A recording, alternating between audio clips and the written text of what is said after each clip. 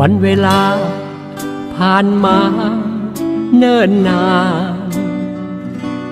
เหมือนสายทานไหลไปบ่หวนคืนแต่มีคำหนึ่งที่มั่นคงและยั่งยืนบ่อาจลืมความเป็นเพื่อนดีต่อกันยามยังอยู่สุขและทุกข์ช่วยแบ่งปันมิตรภาพนั้นจงหักษาไว้หากวันใดล้มลงเพื่อนจง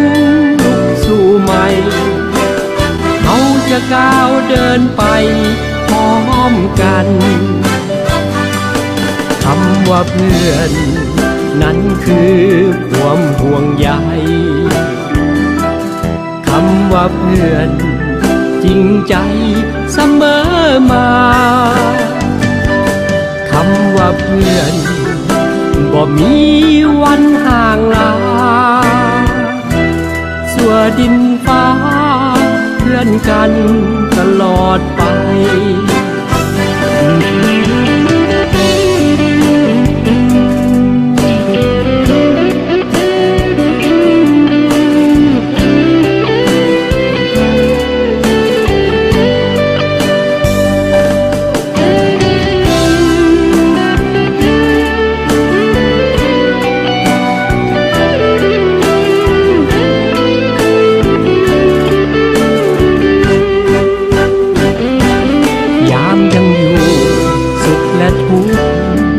แบ่งปัน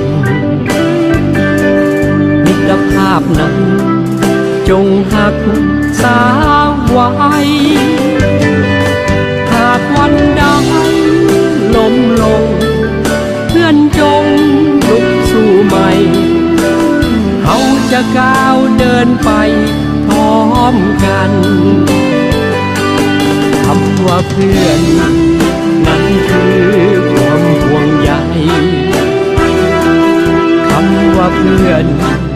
จริงใจเสมอมาคำว่าเพื่อนบ่มีวันห่างลาชั่วดินฟ้าเพื่อนกันตลอดไปชั่วดินฟ้าเพื่อนกันจนวันตาย